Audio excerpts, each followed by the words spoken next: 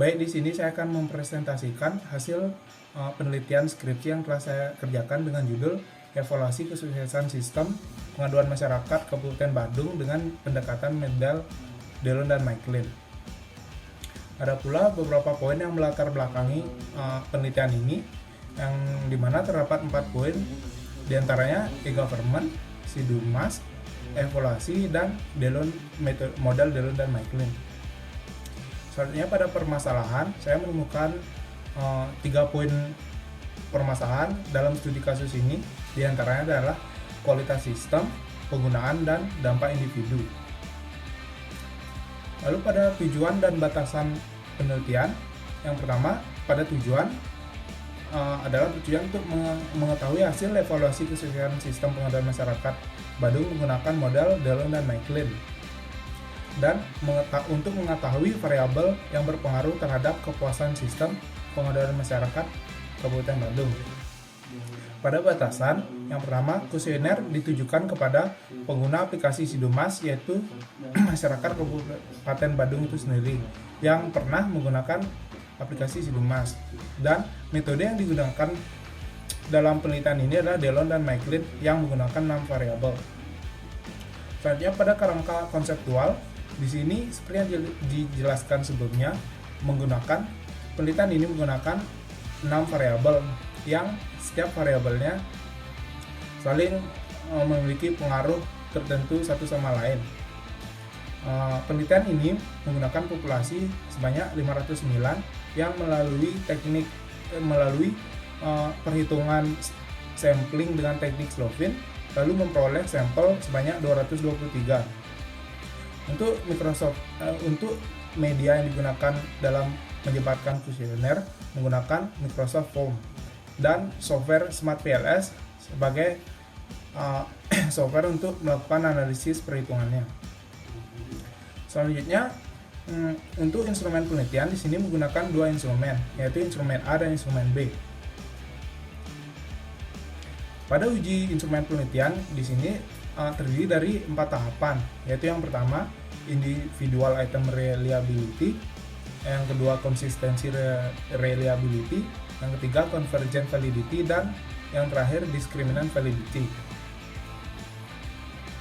Berikut adalah hasil uji instrumen yang diperoleh setelah melalui proses perhitungan Smart PLS. Tidak pada proses uji ini, seluruh indikator dapat diterima dan dapat dilanjutkan pada proses perhitungan selanjutnya, yaitu proses uji hipotesis. Uji hipotesis sendiri memiliki beberapa tahapan, yang diantaranya adalah Pett coefficient, lalu dilanjutkan dengan coefficient of determination, lalu t-test, lalu effect size, selanjutnya predictive relevance, dan yang terakhir relative impact. Berikut adalah rangkuman dari hasil uji hipotesis yang telah dilakukan, di mana diperoleh satu hipotesis yang ditolak, yaitu hipotesis 1 karena memperoleh hasil t-test yang tidak sesuai dan hasil Pett coefficient yang cukup rendah. Selanjutnya pada analisis univariat terdapat beberapa poin yang ditemukan, yaitu pada kualitas sistem, pengguna merasa performa sistem aplikasi Sidumas masih kurang. Pada kualitas informasi, pengguna merasa kualitas informasi pada aplikasi Sidumas sudah sesuai dengan kebutuhan. Itu pada penggunaan, intensitas penggunaan aplikasi Sidumas yang terbilang masih cukup rendah. Lalu kepuasan pengguna, secara keseluruhan pengguna merasa cukup puas dengan aplikasi Sidumas. Dan dampak individual, pengguna merasa keberadaan Sidumas belum memberi dampak signifikan terhadap individual pengguna. Lalu yang terakhir pada dampak organisasi, diperoleh pengguna merasa Sidumas sudah memberi dampak positif terhadap pemerintah. Selanjutnya pada analisis SWOT, pada poin strength diperoleh ketepatan relevansi informasi, lalu informasi yang up to date, dan efisiensi biaya operasional pemerintah yang cukup baik.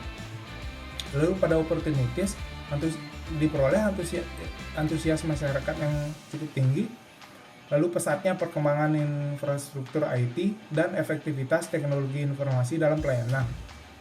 Lalu pada weakness, ditemukan sistem yang kurang nyaman diakses karena terdapat cukup banyak bug. Lalu proses aduan yang memakan waktu cukup lama, dan sistem tidak andal atau kurang responsif.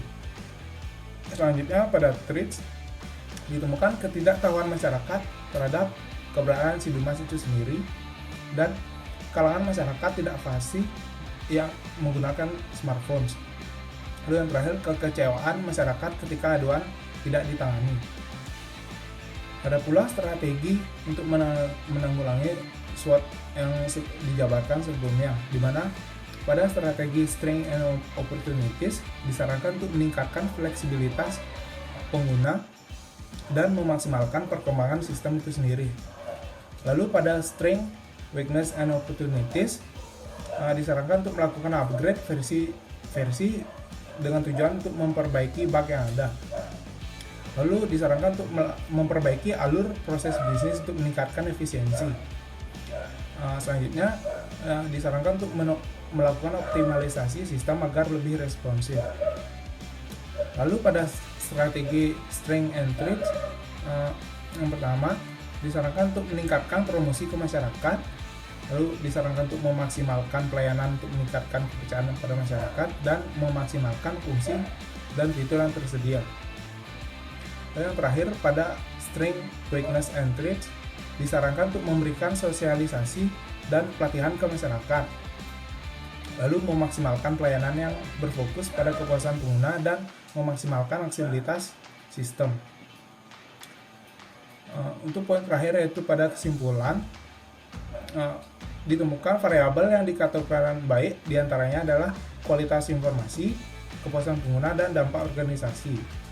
Adapun variabel yang dikategorikan kurang baik diantaranya adalah kualitas sistem, penggunaan, dan dampak individual. Selanjutnya, hasil uji hipotesis yang dilakukan, yang dari 8 jalur yang diuji terdapat 7 jalur hipotesis yang berpengaruh signifikan dan 1 jalur yang ditolak.